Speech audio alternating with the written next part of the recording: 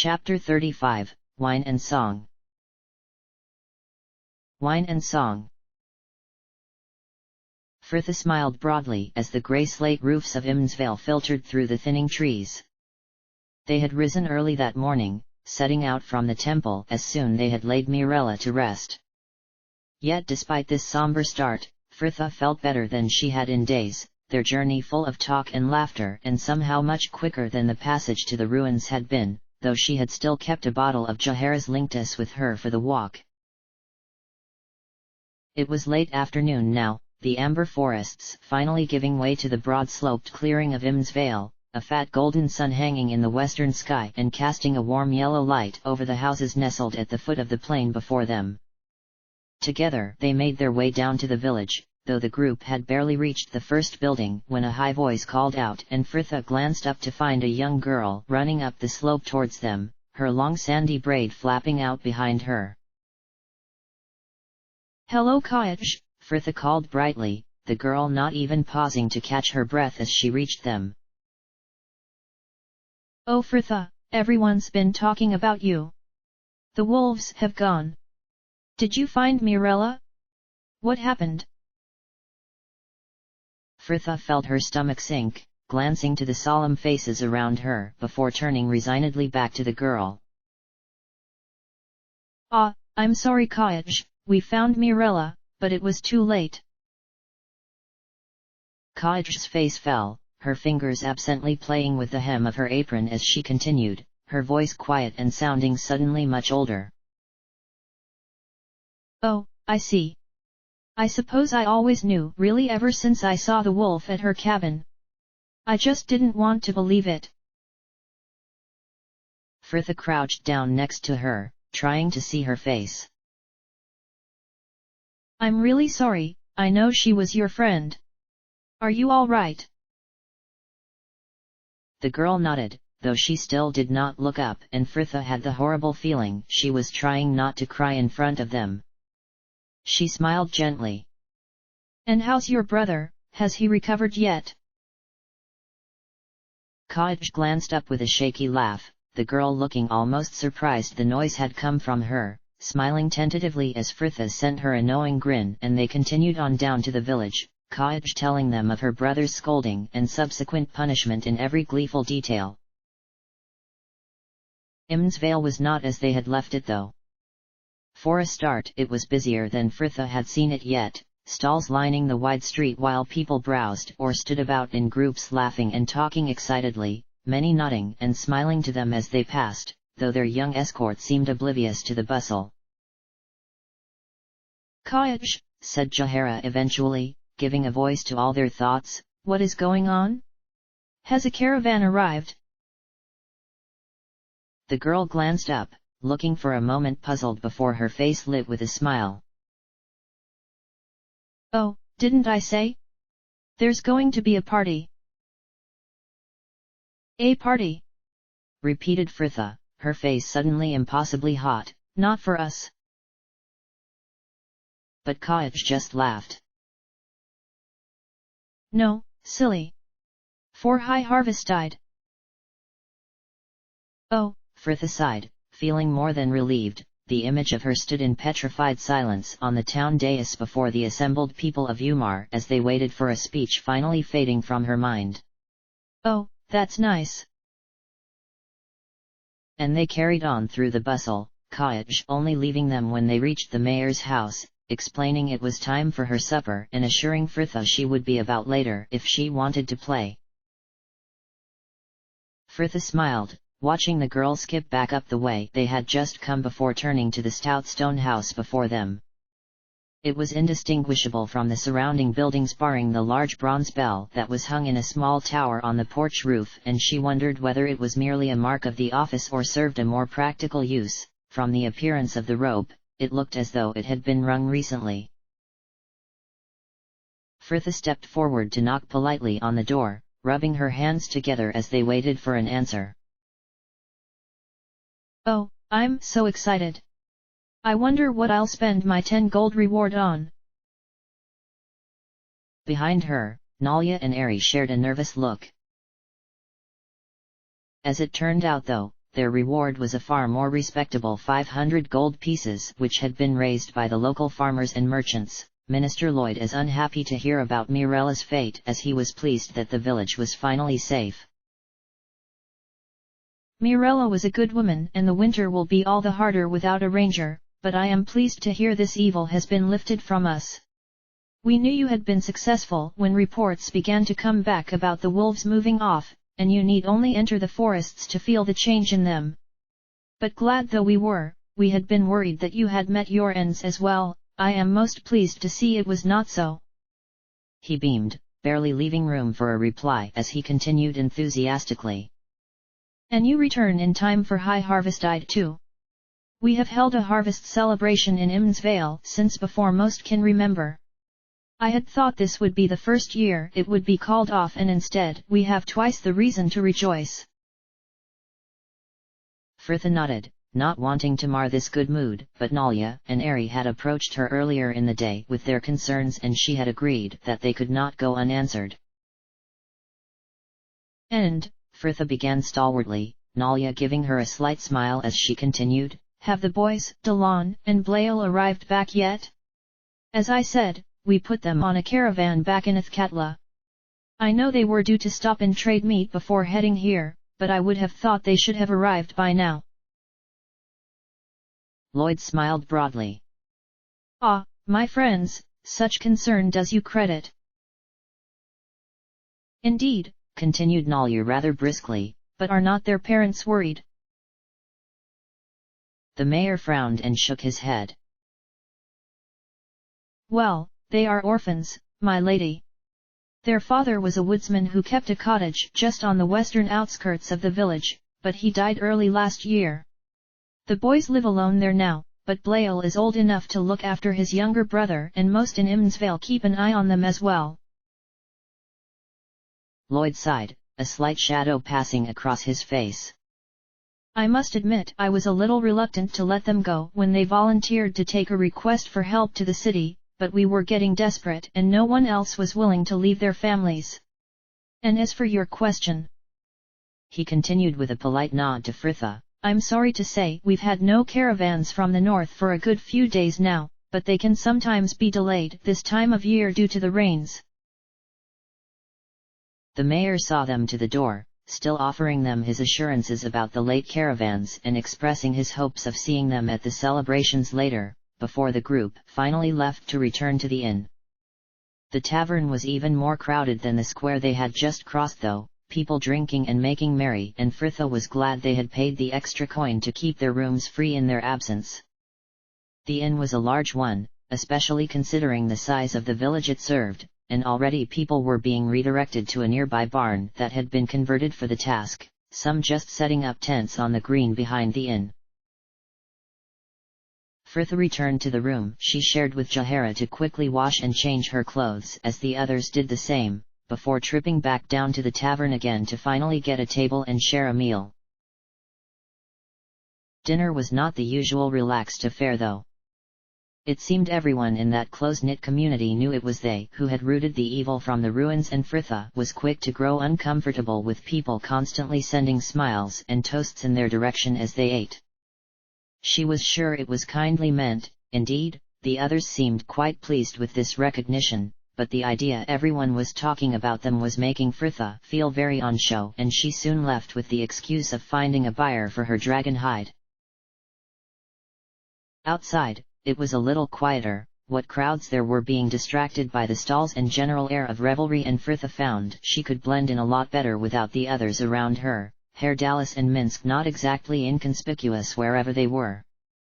She wandered absently between the stalls, finally managing to find buyers for her hide, half going to a merchant who was heading to trade meat, the rest going to the local blacksmith, who apparently dabbled in making armor, a fact she rather wished he had kept to himself. Frithha was sat upon the town dais now, ignored as she watched the activity about her, people laughing and talking, everyone knowing each other and fitting in, all just going about their lives, small and ordinary and wonderful. She suffered with flashes of it now and then, ever since she left Candlekeep, the profound sense that she was different, doomed always to be on the outside of things. Not that she did not feel welcome there in Im's Vale, or indeed, anywhere else she had visited, but she did not belong either, everyone treating her as an honored guest, respected, yes, but ultimately removed. Frithia sighed to herself, smiling as she noticed Minsk crossing the square towards her, a gesture which only grew as she watched the villagers getting out of his path with an amusing haste. "Ah, young Frithia, you are here," he greeted genially. "The girls were asking where you had gone." "Ari and Nalia? What did they want?" "They were going to change their clothes again, even though they had changed them just before we broke bread. Very strange, though Boo tells me it is normal." Frithia snorted. "Well, I'll take his word for it then. Come on," she said as people began to glance in their direction once more. "I could do with a walk." Minsk nodded, and the pair were soon heading northwards up the street and across the plain beyond to the foot of the hill where the village children had been flying their kites but days before, Minsk settling on a large flat stone while Frithia sat at his feet and took her hair down, absently scratching draconic characters in the packed earth next to her. She sighed, looking back down to the village and wondering what it would be like to know a little corner of it was her own. "Are you never tempted to settle down as Mirella did, Minsk? Just watch over one area, live there until you belong to the place and know it all down to the last leaf and stone." But the ranger just shook his head gravely. "No, young Frithia, Minsk and Boo were made to roam. And besides, we must return to Rashomon one day." Frithia nodded absently, glancing up to the man next her, his solid presence somehow comforting. "Yes, I suppose. I want to travel too, but it must be nice to actually have somewhere you can always come back to, somewhere you belong. What's this?" The sound of footfalls brought her attention back southwards, and Frithia laughed as her eyes fell upon a small group of children headed by Kayaj walking up the slope from the village towards them, some of the younger ones looking wary. "An army marches on us, Minsk. Ho Kayaj, we surrender." Kayaj giggled, a few others joining her nervously as she announced importantly, "See, I told you she knew me. Hello Frithia, these are my friends." The girl continued brightly, promptly reeling off a list of names of which Frithia barely caught half. "Oh, nice to meet you all," she said eventually, standing to dust off her trousers and smile down at them all. "I'm Frithia, this is my friend Minsk. He's a ranger.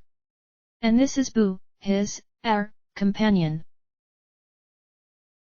A soft wow traveled the group, a few of the bolder children stepping forward to tentatively pet the hamster Minsk had lowered in one large scarred hand. "So did you kill all the wolves that were attacking the village?"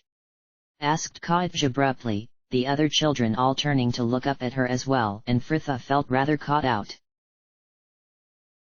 "Well," she began slowly, perching on the edge of Minsk's rock, and the children instinctively dropped one by one to sit at their feet, the girl still wondering whether or not she should be telling children such a story even as she continued. "It wasn't really the wolves' fault. They were being controlled, you see, by a shade who had corrupted the power of the ancient temple here. The northern ruins? My father took me and my sister there last summer." Came a young boy with a messy crop of dark brown hair who, from the look of his tunic, had had something with jam for his supper. Frithia nodded. "Yes, well, like I said, this shade had corrupted the place and made the wolves go around killing people. So we fought the shade and now the temple is safe again and the wolves have gone back to the hills." "My brother said you killed a dragon up there as well," came a round-faced boy, shaking his curly blonde hair from his eyes as he stared up at her. "Well, yes, we did," Frithia conceded, adding quickly, "but only because it gave us no choice. Dragons have feelings and mothers the same as anyone. You shouldn't go around killing things just because you can. Much nodding followed this before a brown-haired girl in a pale green smock piped up, But what about monsters? Frithia smiled slightly. Ah, the worries of children. There were so many real evils in the world of which to be frightened, how nice they were safe enough to be scared of imaginary ones. Well, of course, monsters are a different matter entirely, she began knowledgeably, a sudden odd hush falling over the children at her feet. There are your common or garden wardrobe dwelling variety, and the ones that hide in shadows under your bed, but those are actually quite harmless. No, the one you really need to watch out for is the Frith-Enoch. The Frith-Enoch? Breathed Kaij, her eyes wide, and Frithia nodded gravely, dropping her voice as she leant forward. Oh yes, a huge terrible monster with teeth as long as your arm, and most common in autumn when the leaves match its wild orange coat. But worst still, it can disguise itself, taking the form of a young red-haired girl, and delights in luring children away to wild places where it can eat them. Raargh. And Frithia leapt up to make a grab for the nearest girl, the children shrieking and laughing as they scrambled to get away. Frithia stooped and snarling as she gave a pursuit just slow enough to keep from catching them, and Minsk laughed deeply. Ah, but Boo says you must not forget, however big the monster is, there is always something bigger. And it was Frithia's turn to shriek as the ranger caught her up and threw her over his shoulder, much to the delight of the surrounding children, the air filling with laughter and Frithia's cries for help.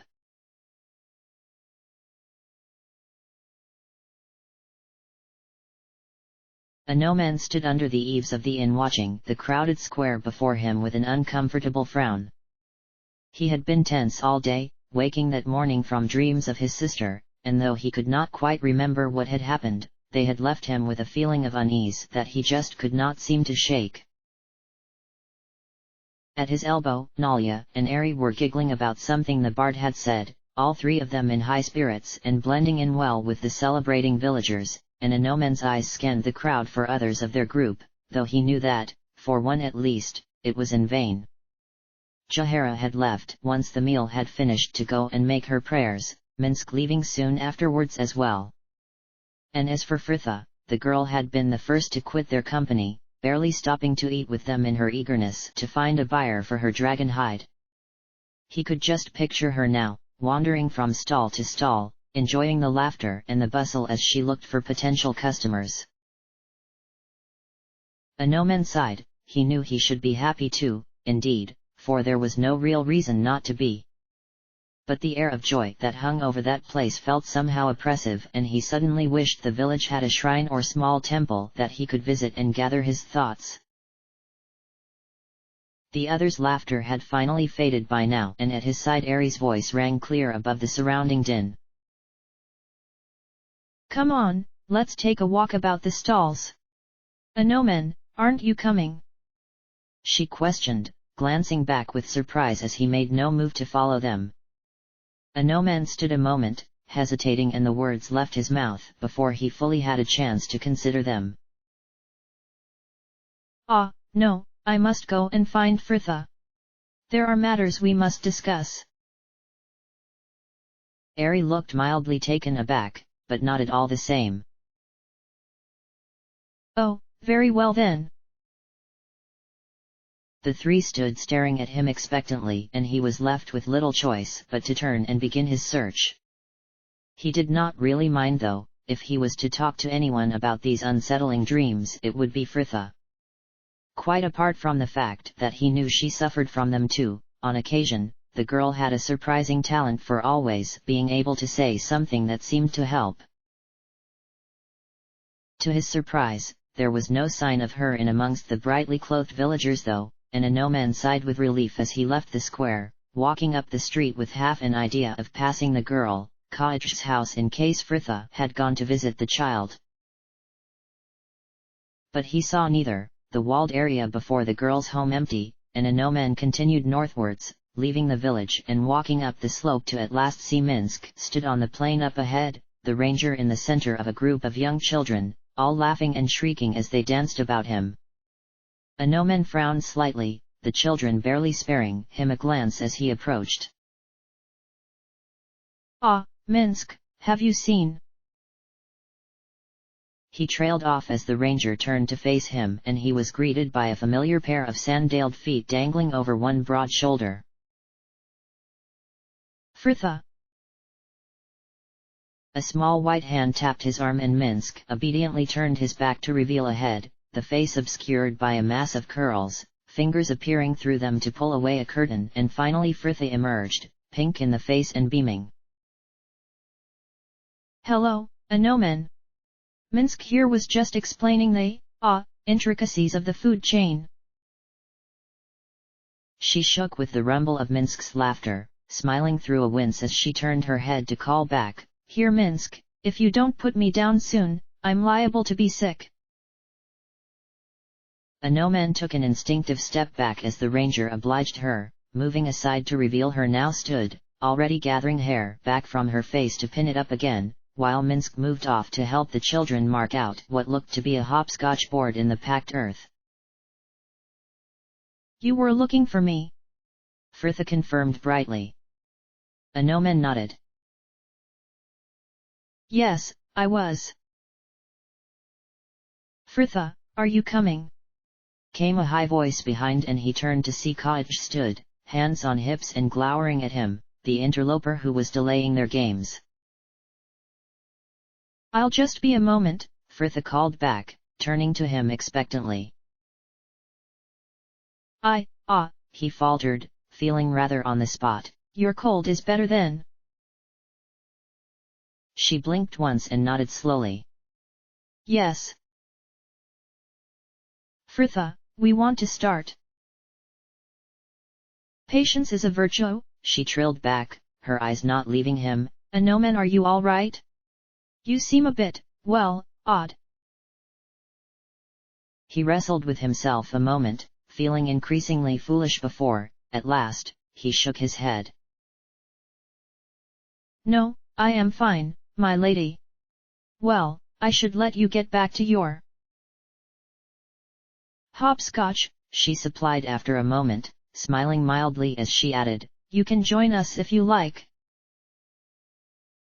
No, I will no doubt see you later." He felt her eyes on his back as he turned back to the village, silently berating himself. What had all that been about? He had been prepared to speak with her, to ask her advice on his dream, and suddenly he had been speechless. ARandomAudiobookAppeared narrowed his eyes. Finding her playing with the children had thrown him, and her ensuing amused bewilderment as they spoke had hardly helped. It was the same feeling he got when speaking with Prelate Wes Allen, that there was a joke somewhere that he was missing, and he had the frustrating feeling it was at his expense. ARandomAudiobookAppeared shook himself, feeling out of sorts and irritable, and he glanced back, half expecting to find the girl laughing with Minsk.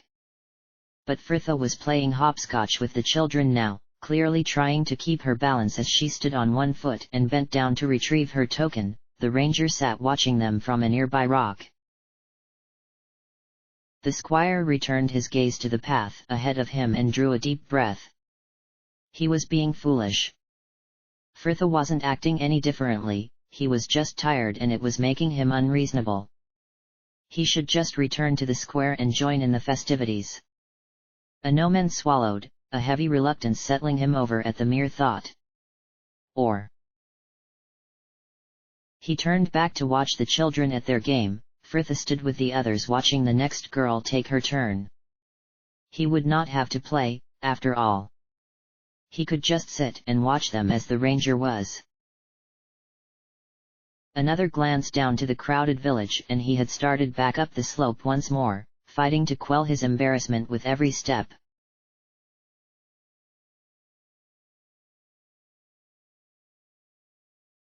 ARandomAudiobookAppeared sighed, letting absent fingers trace over the symbols etched in the earth at his feet, the blithe chatter of the children washing over him.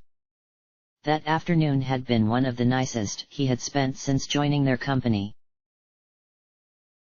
Fritha had greeted him again without comment as to his sudden reappearance, before mildly going back to her game, and he had settled down next to Minsk to watch them in easy silence. He smiled as the girl before him cut off a potential disagreement between two young boys by distracting them with a magic trick. Frithha was really very good with the children, getting them to suggest different games and joining in with an enthusiasm which was amusing, and the afternoon had passed pleasantly in a round of marbles and follow my leader, the girl even getting Minsk to fetch out the company's rope from his pack for some skipping. But the dusk was drawing in, and one by one their numbers dwindled as parents and elder siblings arrived to collect the children, and the games were eventually abandoned, the three walking cottage back to the village and meeting the girl's father halfway. He was a broad-bearded man, who shook hands with them each in turn and gruffly thanked them for returning his son safely, before scooping up the yawning cottage and disappearing into the twilight. Frithha seemed unusually quiet now the children had gone though, and they travelled the rest of the way in silence, the girl walking close to Minsk and wearing the absent look Anoman was more than used to seeing.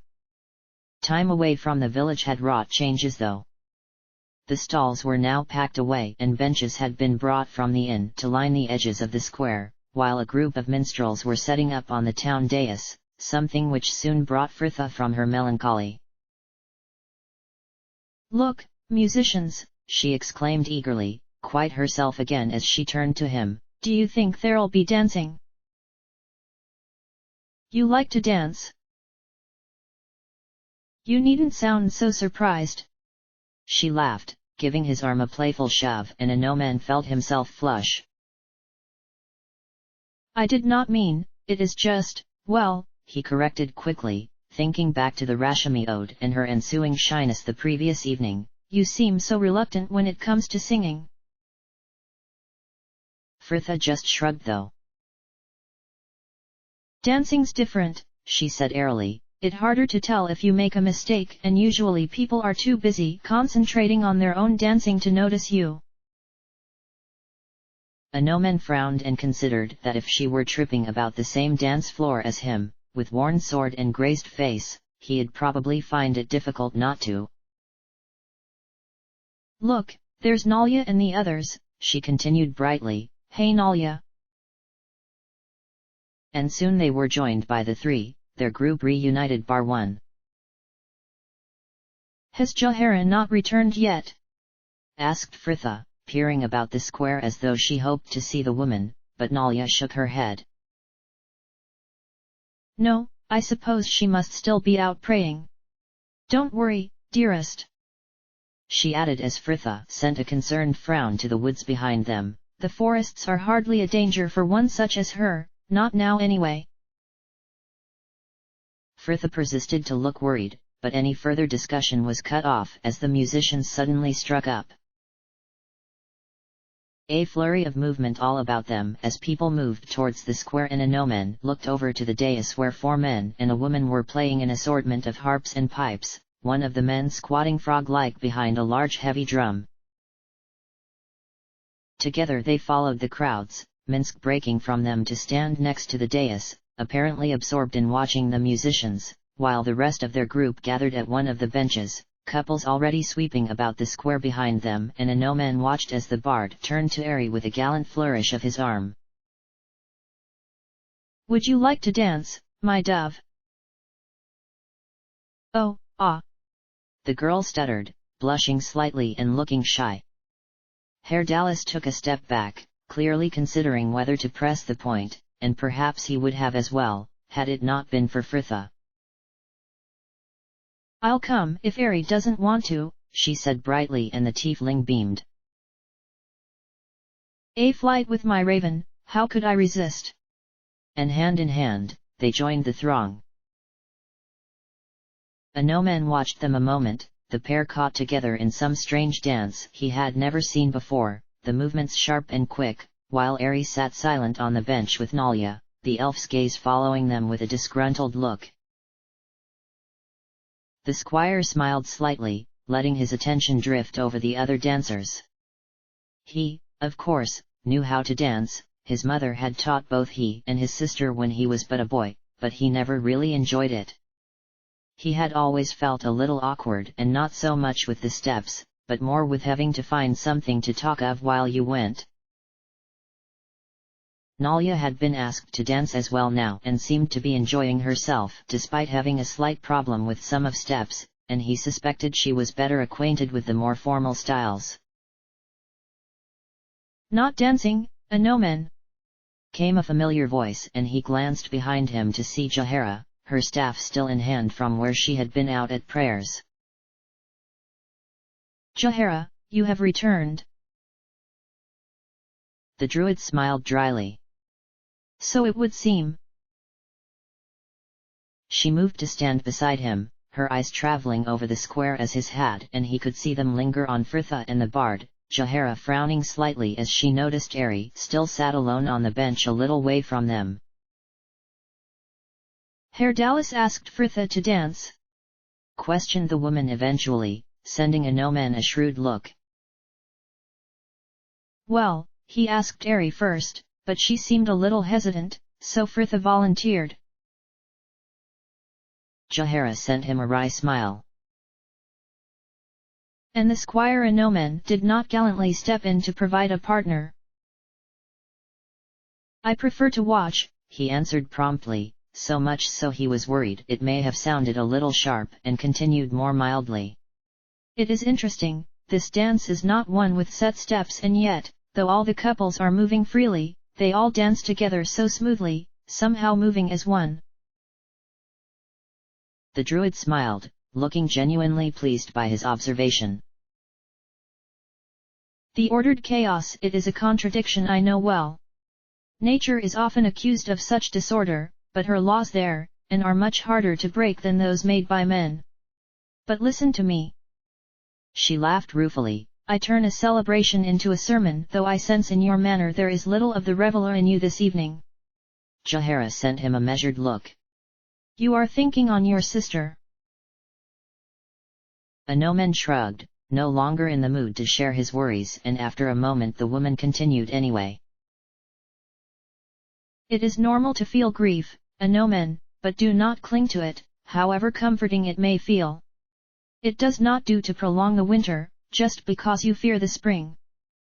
She trailed off absently, silent a moment, and Anoman had the feeling she was no longer speaking to him.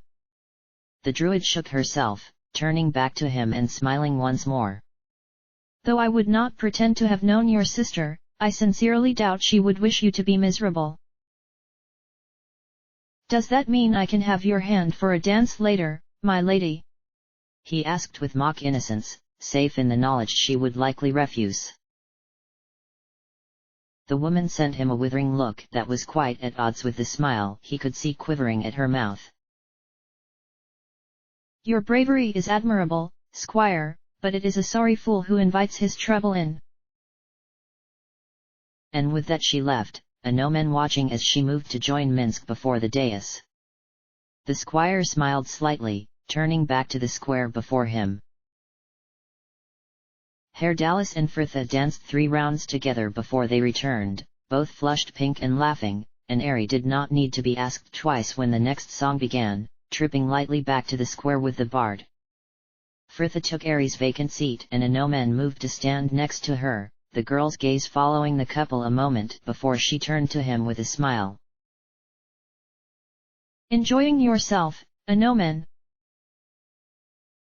Her eyes were shining darkly in the twilight, and he stared down at her about to answer, only to find himself voiceless once more, his mind goading him to speech.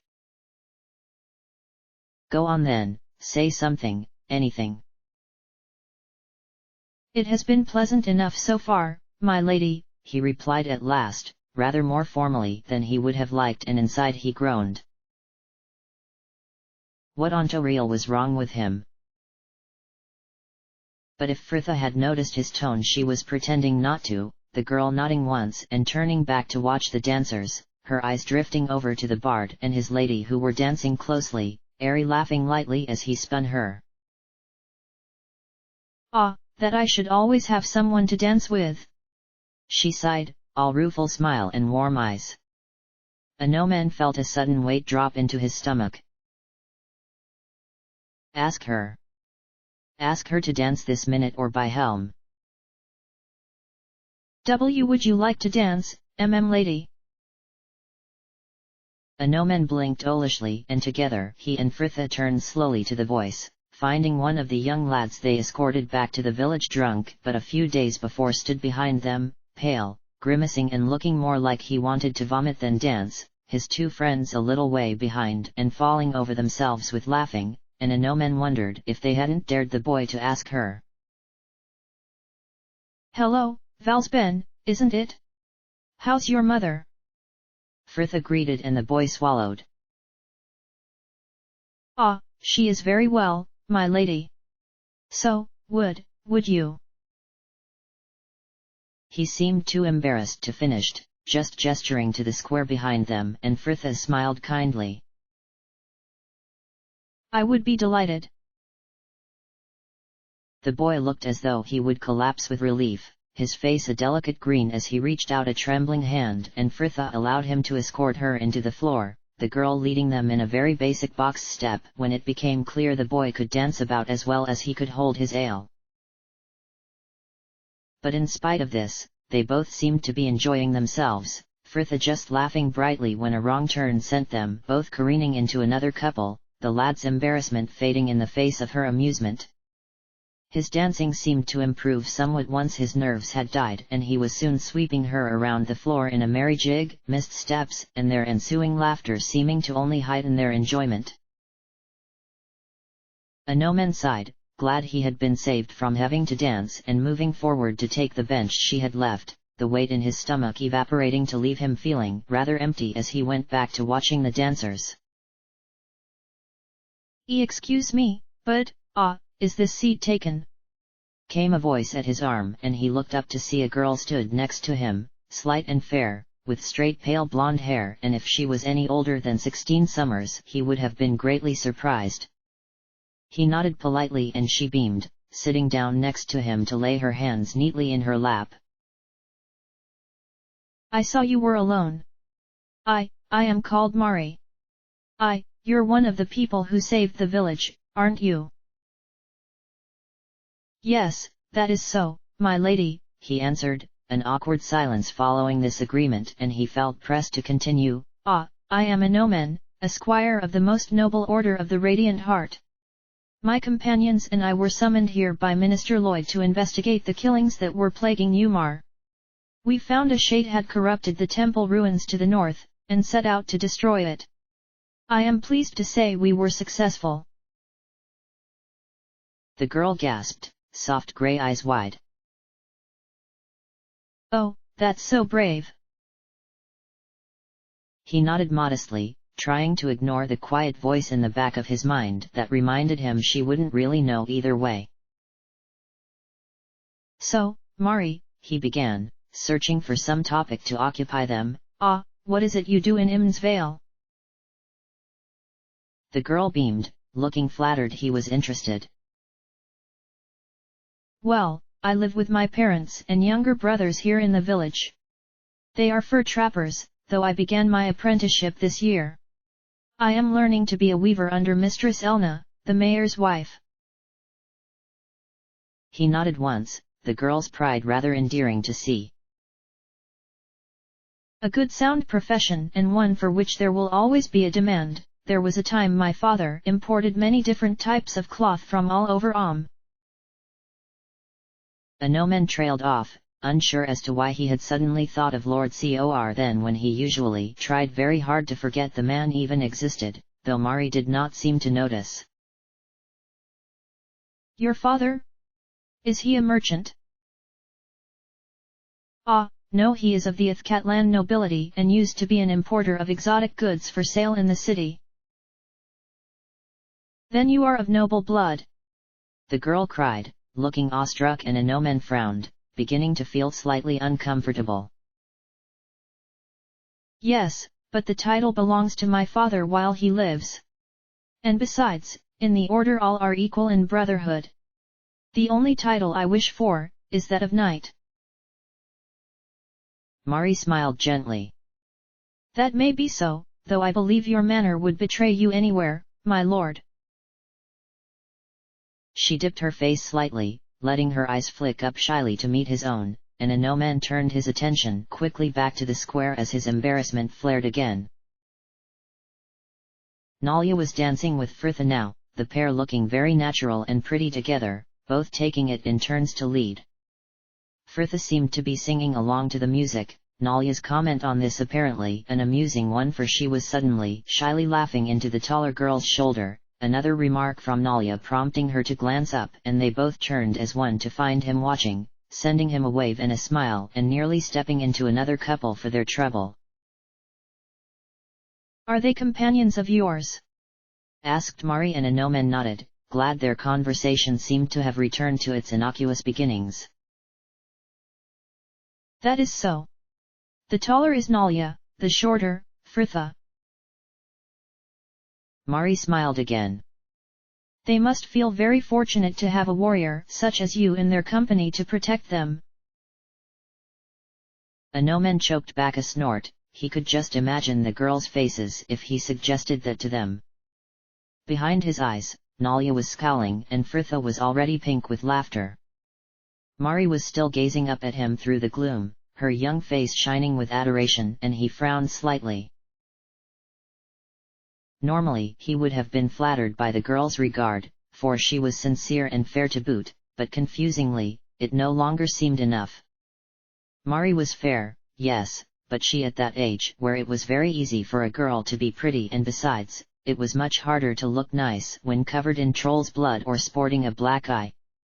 And what was more, she was clearly too young for someone of his age, and the obvious regard she held for him was inappropriate. The dance ended, Fritha and Nalia moved from the square, going to stand with Minsk and the others who had gathered before the dais. Anoman straightened where he sat, about to excuse himself to join them when the musicians started up again, and Mari gave a wistful sigh. "Oh, I love this song." She was looking at him, eyes shrewd beneath the shy tilt of her head, with a clear idea of what propriety commanded in such situations. Anoman swallowed and against all better judgment asked if she would like to dance, the girl agreeing with a coyness of which Ari would have been proud. Fortunately, the song was a reel and one he knew quite well, the dancers forming two lines to make their salutes before the dance began. Anoman moved through the set of steps and turns, his stomach twisting uncomfortably as the girl moved opposite him, still dipping her face coyly now and then as they danced. He felt as though all eyes were following them, watching with a grave displeasure, and Anoman just tried to put all his focus into his steps as he continued with what felt like the longest dance of his life. A flash of wild amber hair through the crowd, and he caught a glimpse of his own group, his stomach giving a particularly violent twist in response. Fritha and Nalia had not noticed, chatting with Minsk and the boy, Valsben as they were. But Jahara had seen him and looked torn between disapproval and amusement, while Herdalis was laughing outright, Ari tugging at his sleeve and trying to get him to stop as she hid her own smile behind her hand. The song finally over, he quickly excused himself to rejoin them, the girl looking a touch unwilling to let him go, but there was little she could do about it, and he tried to ignore the twinge of guilt as he felt her eyes follow him from the square. "By Sylvanus, could you have found anyone younger?" exclaimed Jahara as soon as he was within earshot, and Anoman felt himself flush. "Come now, good druid, she is not so youthful," rebuked the tiefling. "Besides, I think some of the girls Fritha was playing hopscotch with earlier would be interested," he added, turning to him with a wink.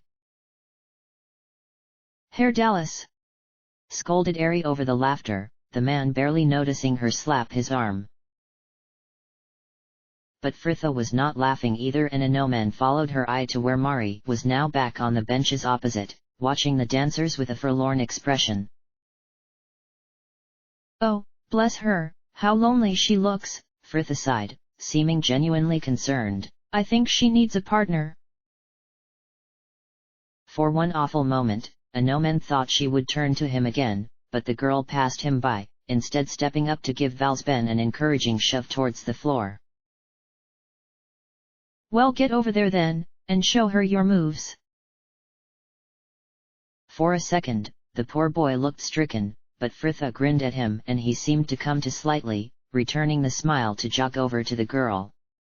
The pair were on the floor, but moments later, the group about him laughing and cheering, and no man felt himself smile, Fritha's voice just audible at his arm.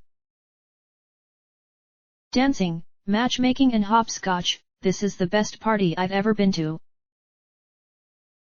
End of chapter.